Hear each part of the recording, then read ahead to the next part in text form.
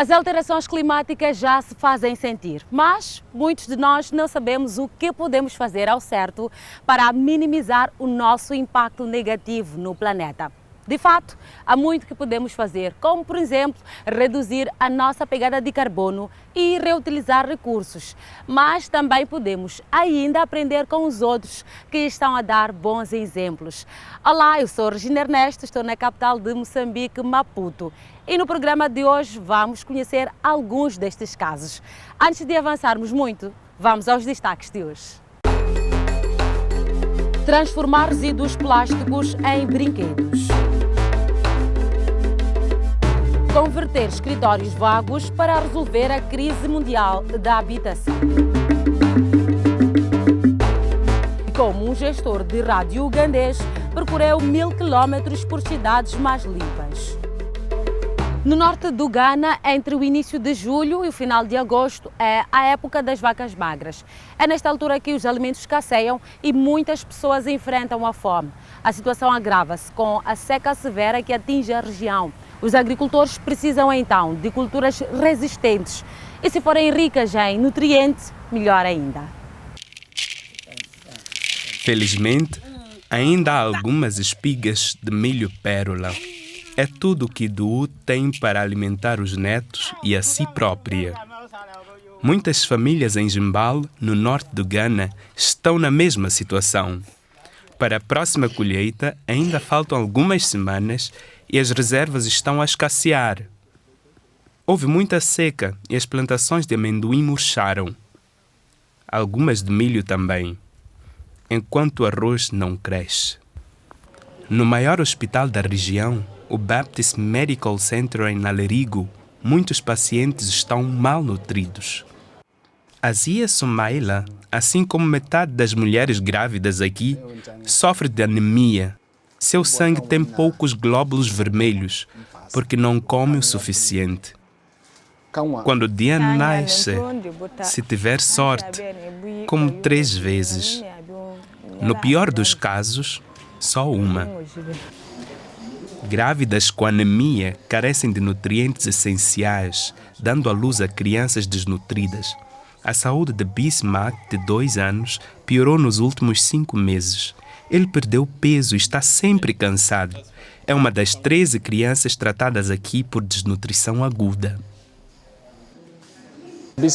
Bismarck tem marasmo e o perímetro do braço é de 9,2, indicando desnutrição severa. Lambon Maturka e a família fazem tudo para produzir mais comida, enquanto outros agricultores esperam que o milho resista à seca. Eles já estão a colher. Plantaram milho pérola, que é semeado mais cedo e resiste melhor à seca.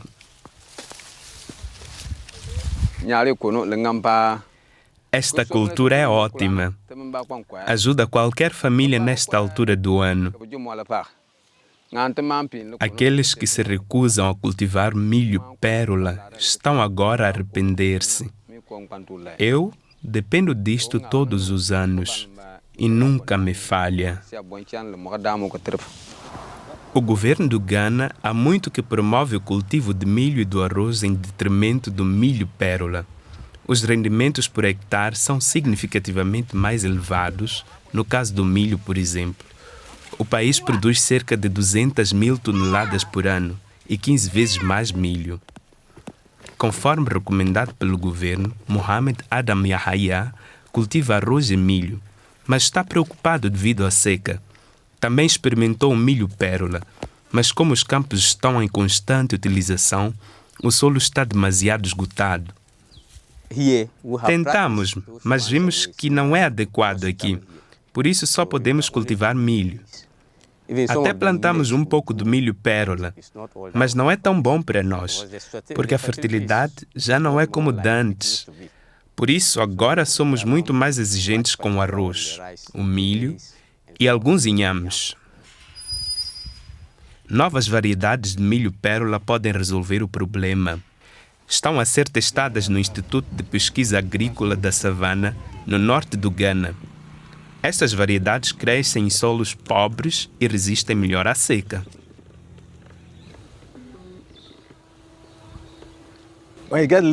Quando a chuva é pouca, mas bem distribuída, o milho pérola consegue safar-se bem.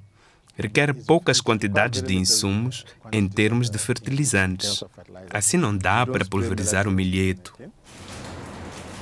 As novas variedades podem ser armazenadas numa câmara fria no Instituto. Neste momento está quase vazia porque o novo milho pérola está no laboratório.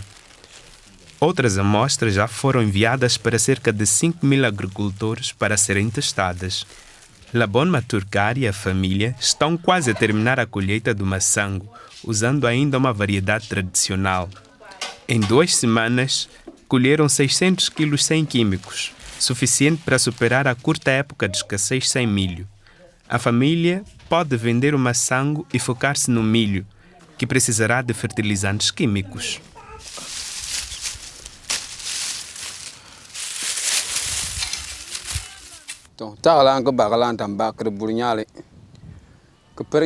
Nós colhemos o maçango. Eu já plantei milho no mesmo campo. Daqui a 2 semanas, aplico fertilizante. As plantas já estão a crescer e bem.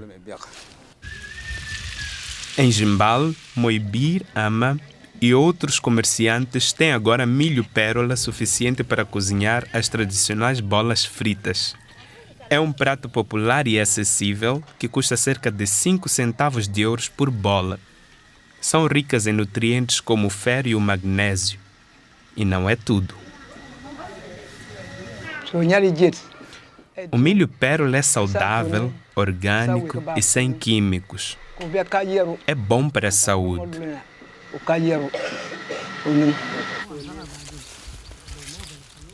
O milho pérola ainda é pouco valorizado no Ghana, mas pode melhorar a segurança alimentar do país e enfrentar os desafios das mudanças climáticas.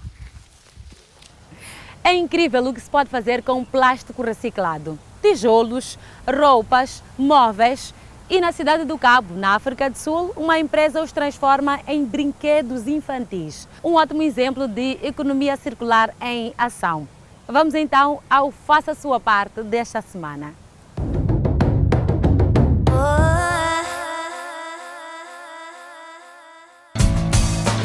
Este menino no lugar do condutor é Mukundi Mukono e tem 5 anos. Como se pode ver, esta é uma trotinete. O que não se sabe é de que é feita. É de garrafas de plástico e pacotes de leite como estes.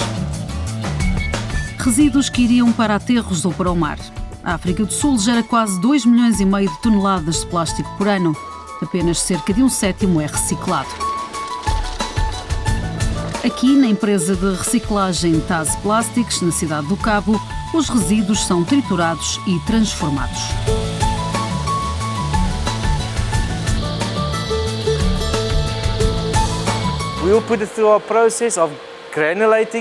Transformámo-los em grânulos pequenos, lavamos, secamos, aquecemos, enviámo-los para o extrusor e, por fim, pelletizamo-los conforme o sistema usado. It gets extruded, it gets pelletized, all depending on the system it's put through. Ufa, foi intenso. Hora de uma pausa para brincar. Uma viragem de 180 graus é um dos truques favoritos de Mukundi. Entretanto, os granulados ainda têm de ser derretidos. O molde frio dá forma às peças. Antes, a empresa importava brinquedos da China, mas era caro.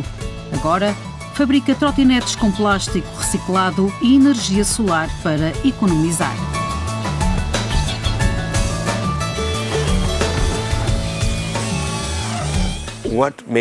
Escolhi material reciclado por causa dos custos.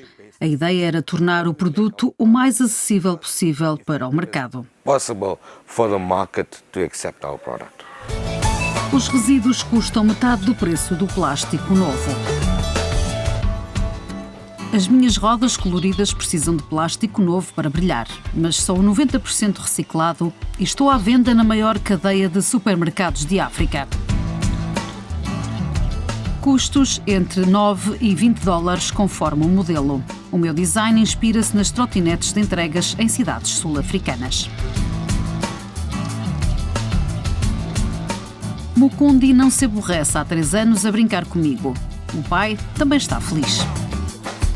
Ele adora e anda sempre por aí. Acho que é como a experiência do primeiro carro. Ele realmente gosta muito. Truly driving a car. So he loves it a lot.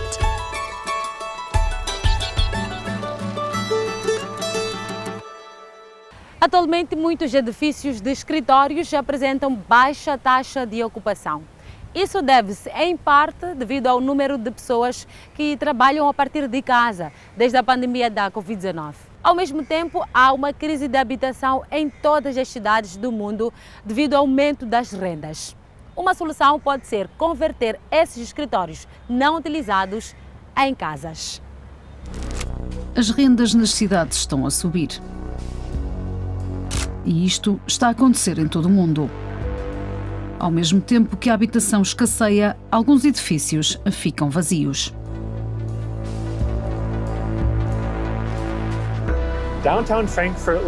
O centro de Frankfurt é semelhante a qualquer outro bairro financeiro, mas os arranha-céus escondem um facto alarmante.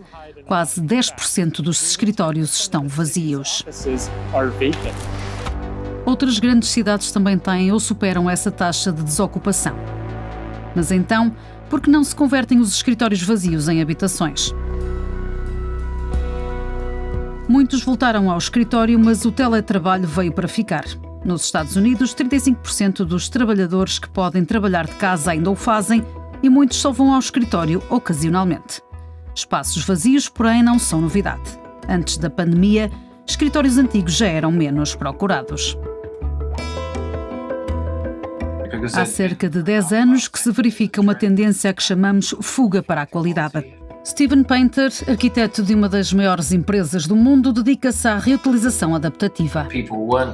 As pessoas não renovavam os contratos de arrendamento nos edifícios mais antigos e iam para os novos, porque ofereciam outro tipo de comodidades. Escritórios vazios não só desperdiçam espaço, mas também reduzem rendas, impostos e degradam bairros inteiros. Temos edifícios bonitos, temos praças maravilhosas, mas só vemos edifícios devolutos e por isso não se vê essa vitalidade. Costumava-se olhar para estes corredores principais e ver-se fluxos de pessoas a descer a rua e já não se vê tanto isso. Lily Langlois é urbanista em São Francisco, cidade que tem de lidar com níveis de desocupação. Quase 95% da receita fiscal vem de empresas no centro, que geraram 80% do PIB em 2021. É um motor económico da cidade e tem de prosperar para garantir o progresso. Cerca de 1/3 dos escritórios estão vazios em São Francisco, o terceiro mercado imobiliário mais caro dos Estados Unidos. Enquanto isso, a construção de novas casas traz outros problemas. Para cumprir metas climáticas e de sustentabilidade, devemos aproveitar o que já está construído. Pernilla Hagbert investiga a sustentabilidade urbana no Instituto Real de Tecnologia de Estocolmo. Mesmo que as novas construções sejam feitas com tecnologias muito eficientes e otimizadas do ponto de vista energético, não será suficiente. Temos de as reduzir. E é assim que chegamos a Frankfurt. Visitei um projeto em curso, uma torre de escritórios dos anos 90 que será transformada em cerca de 150 apartamentos mobilados. Benjamin Albrecht, promotor imobiliário, está entusiasmado com a reutilização adaptativa. O fator ambiental é óbvio, uma vez que a estrutura do edifício já está de pé. Só a estrutura é normalmente responsável por cerca de 50% das emissões durante a construção, o que é bastante significativo. Além de reduzir emissões, renovar escritórios pode ser 30% mais barato e levar metade do tempo, dependendo do projeto. Neste caso, não foi muito mais barato que construir, mas a rapidez contou. O fator tempo é muito importante. Permite-nos começar a rentabilizar com aluguer muito rapidamente. Reutilizar edifícios antigos para novas funções, como fábricas em lofts ou armazéns em praças de alimentação, chama-se reutilização adaptativa e prolonga a sua vida útil. No entanto, adaptar estruturas é mais complexo que planear do zero, já que apartamentos e escritórios nem sempre se ajustam bem, dependendo da época e local de construção. Escritórios modernos não foram feitos para morar. É preciso dividir espaços, garantir luz natural, instalar casas de banho, além de ventilação, aquecimento e energia em cada quarto. Steven Painter desenvolveu um algoritmo para medir se os escritórios são bons candidatos para transformar em habitação. Isto significa que, para conseguir apartamentos novos e luminosos, muitas conversões refazem tudo, exceto os alicerces e fachadas. Estas limitações fazem com que muitos escritórios sejam demasiado difíceis de converter.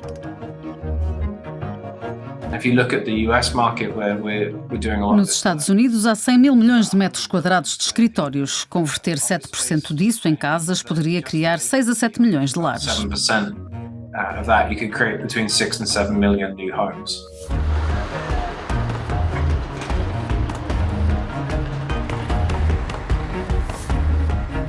Converter escritórios em apartamentos não basta. Bairros só de escritórios são inóspitos, cheios durante o dia e vazios à noite. Ter moradores pode mudar isso.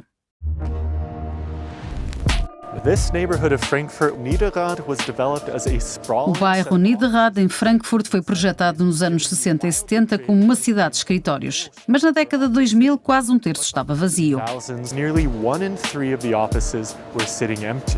Em 2006, a cidade começou a transformar torres vazias em moradias, criando um espaço multifuncional com casas, lojas, escolas e restaurantes, não apenas escritórios. Frankfurt requalificou a área, transformou parques de estacionamento em jardins e creches e atraiu promotores imobiliários para construir apartamentos e lojas. No total, serão construídas 6 mil casas. Com a área mais viva, os escritórios tornaram-se mais atrativos e fáceis de alugar. A cidade canadiana de Calgary começou a trabalhar com Painter para revitalizar o centro em 2021. Calgary tinha cerca de 38% de escritórios vagos. Na altura, era um dos piores do mundo. Rapidamente criaram um programa que dá $75 por metro quadrado para converter o edifício e eliminaram toda a burocracia para que estes projetos avançassem mais rapidamente. Os primeiros 5 projetos estão agora em construção. São cerca de 750 novas casas e há mais 10 aprovadas. Painter afirma que grande parte destas habitações será construída a pensar nas famílias graças aos incentivos financeiros concedidos pela cidade. A reutilização adaptativa costuma implicar mais burocracia do que as novas construções, o que terá de mudar para reduzir as emissões. Em Toronto, onde me encontro, existe uma regra em toda a Baixa que impede a demolição de escritórios. Esta regra foi criada nos anos 70 e nunca foi atualizada. Mas agora há uma necessidade urgente de alterar, já que está a atrasar a concretização destes projetos. Estes regulamentos são bastante comuns e a aprovação para as conversões demora muitas vezes tanto tempo como para uma nova construção. Após o sucesso dos primeiros projetos, Benjamin Albrecht pensa apostar mais na reutilização adaptativa. Muitos promotores mostraram interesse nestes projetos e cidades como São Francisco estão a apoiar a conversão de escritórios. O apoio recebido pode definir o tipo de habitação criada. Transformar escritórios em casas não resolve a crise habitacional de imediato, mas Frankfurt e Calgary mostram que isso torna as cidades mais habitáveis e reduz o impacto ambiental de novas construções. O ativista da próxima reportagem é gestor de rádio em Kampala, no Uganda. Joseph Beyanga luta por segurança nas ruas, especialmente para crianças, promovendo a mudança de mentalidades e também o abandono da ideia de que conduzir é melhor do que andar a pé.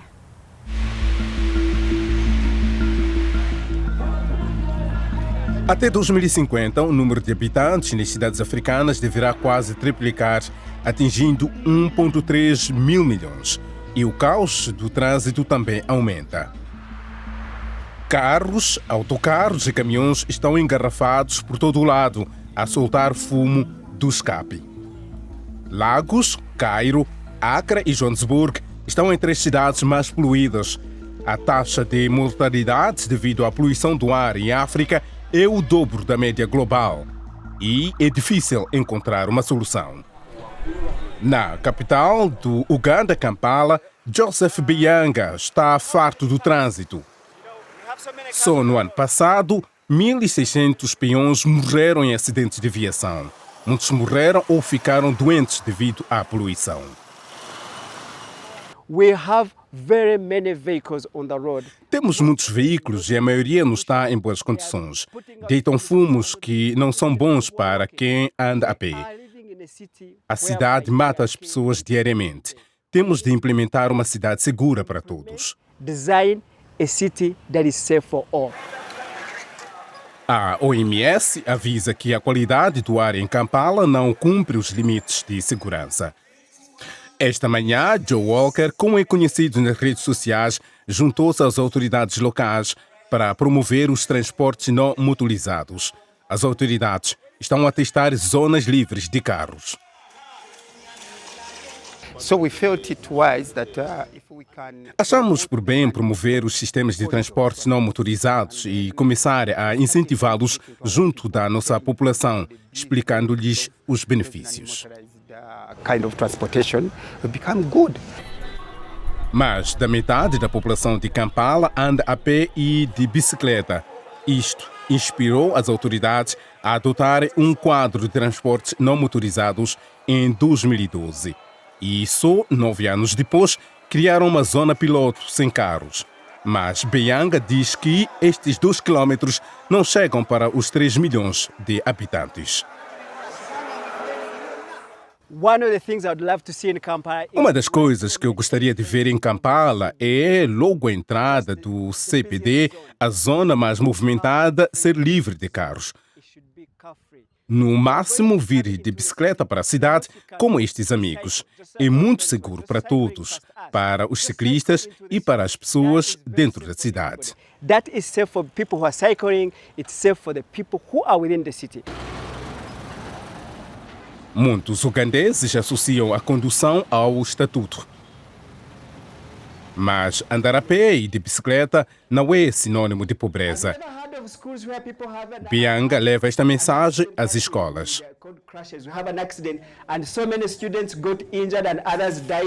Instituições como a Universidade de Makerere adotaram uma mobilidade mais limpa. I must be me riding.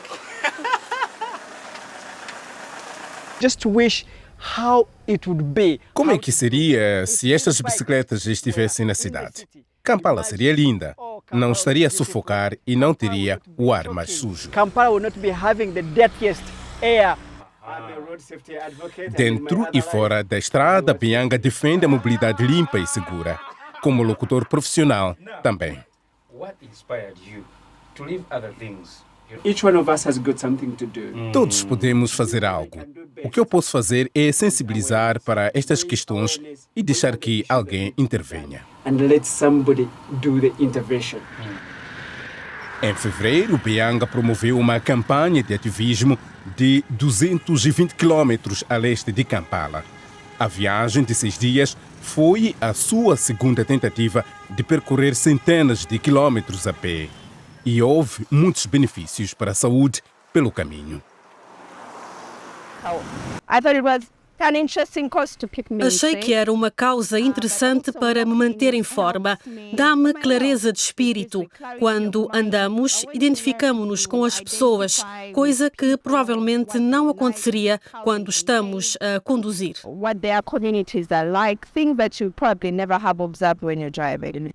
Joe Walker acredita que vai conseguir espalhar a mensagem. Passo a passo, espera levar Uganda para um caminho seguro e mais limpo. Se gostou desta reportagem ou pretende partilhar algo conosco, teremos muito gosto em ouvi-lo. Escreva-nos através do eco@dw.com. É tudo nesta edição do Eco África. Obrigada por ter acompanhado o programa. Nós nos despedimos, mas enquanto não voltamos, pode ver o Eco África online para mais ideias e reportagens que lhe possam inspirar. Eu sou Regina Ernesto e despeço-me a partir da capital de Moçambique, Maputo.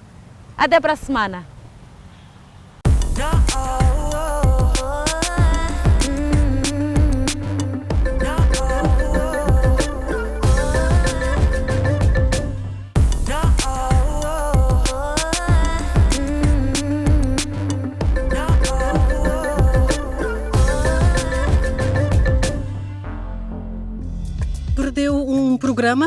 há problema. Temos novidades. Na nossa página EcoAfrica, em português, pode ver os programas passados.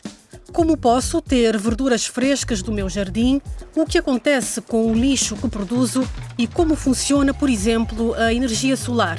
Todas as semanas, novas histórias repletas de informações e inspirações de todo o continente africano, disponíveis para si a qualquer momento. Aproveite!